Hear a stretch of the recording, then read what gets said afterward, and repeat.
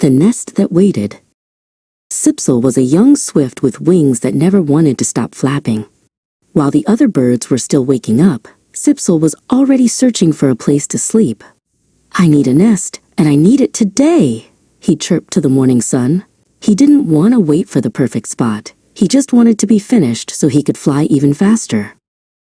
He grabbed a few dry blades of grass and a loose piece of string from the forest floor. He threw them onto a high, skinny branch in the great oak, but the grass was too light and the string was too short. Every time Sipsel tried to weave them together, they just slipped through his claws and drifted away into the breeze. "Slow down, little wing," a deep voice rumbled. It was Solon, an old owl who lived in a large hollow nearby. Solon watched with one eye open as Sipsel zipped back and forth in a panic. A home isn't built in a heartbeat. It takes a quiet mind and the right time. But Sipsel was too busy to listen, already diving for more scraps. Sipsel found a large, flat leaf and tried to balance it on the branch. He piled more twigs on top, working as fast as his beak could move, but the pile grew messy and lopsided.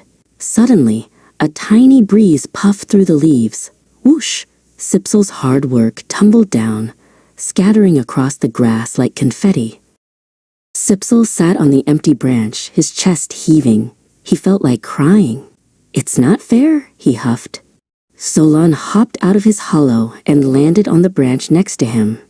"The earth is dry and the wind is playful today," Solon said softly.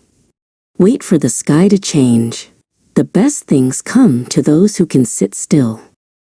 That afternoon, the clouds gathered and a soft rain began to fall. Sipsel wanted to fly out and grab more twigs immediately, but Solon tucked a large wing over him to keep him dry. "Not yet," Solon whispered. They sat together in the dry hollow, watching the rain turn the dusty ground into thick, red mud. Sipsel tapped his foot, counting the raindrops one by one. When the rain stopped, the air smelled sweet and fresh. Solon pointed down to the new puddles. "Now," he said. Sipsel flew down and saw that the mud was perfect, sticky and strong. He took a small beakful and brought it back to his branch. This time, instead of rushing, he used the mud to glue his very first twig in place. Solon helped Sipsel find the strongest bits of birch bark and the softest green moss. They didn't rush. They waited for the mud to dry between every single layer. Sipsel found that when he moved slowly, he noticed the beautiful patterns in the wood and the way the light hit the leaves. Building wasn't a race anymore. It was a craft.